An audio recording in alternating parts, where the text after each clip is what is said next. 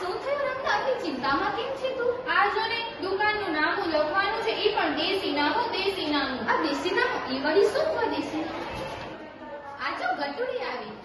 એ રંગલો, એ રંગલી, સવારના પોરમાં શું વાતો કરી રહ્યા છો?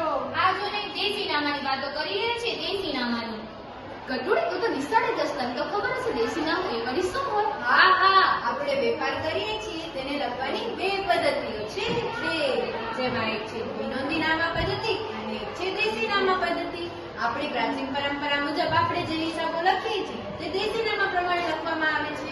હા, તેમાં રોજમેળ, પેકામેળ જેવા વેપાર ખાતા પણ બનાવવામાં આવે છે. રોજમેળ એ વળી શું હોય? જેને રોજ લખવામાં એને રોજમેળ કહે છે શું? હા, આપણે રોજે રોજના હિસાબો જે રોજ લખીએ છીએ તેને રોજમેળ કહેવામાં આવે છે. રોજમેળ એ નામાનો મૂળ ચોપડો છે. રંગીન, તને ઉતારો એટલે ખબર છે? ઉતારો એ વળી શું? આપણે મહેમાનને જે ઉતારો કરીને ઉતારો થાય છે નામાં? ના રે ના, ઉતારો એટલે કાચું સરવૈયું. આ તમારા કાચા સૈયા કે પાકા સૈયા? સૈયા.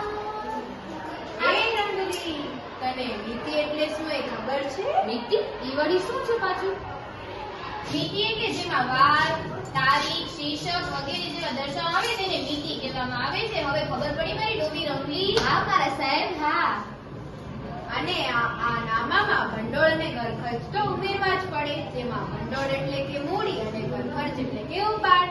હા, તેમાં કાચી નોંધ પણ લખવામાં આવે છે. તેને ટાચણ, ટીપણ, સુડિયું, દનિયું વગેરે જેવા શબ્દોમાં ઉલ્લેખવામાં આવે છે. કોઈ ખર્ચાના નામ, ખર્ચા ચૂકવ્યા અને તેને નામ યાદ ના હોય તો શું કરવાનું આપણે? ઉબળે એ વળી શું છે? હા, ઉબળેક રકમ એટલે કોઈકને 5 દિવસ માટે ઉછીની આપેલી રકમ. હવે ખબર પડી મેં રંગી ઉબળેક એટલે શું? હા, એ તો મને ખબર પડી ગઈ. ઉપર ટપકે એટલે શું? કોઈ ઉપર ટપકી જાય એટલે આપણે ઉપર ટપકી કહીએ છીએ. એ ડોબી રંગલી, ઉપર ટપકી જાય ને ઉપર ટપકે ન કહેવાય. રંગલી, ખતમણી થઈ જાય પછી ફાંકું મારવાનું. હે, ફાંકું મારું એ વળી શું હોય? કાણા કરવાને ફાંકું મારું કહે છે શું? એ હસસ તું ડોબી મારી રંગલી.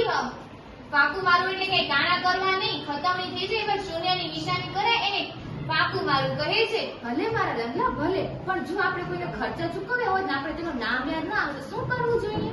જે ખર્ચા ચૂકવ્યા એ યાદ ના આવે તેને તસલમાત ખર્ચ ખાતે ઉધાર કરાય. અને જે ખર્ચા હોય કે મળ્યા હોય તે યાદ ના આવે તો શ્રી શાહ ખાતે ઉધાર કે જમા કરાય.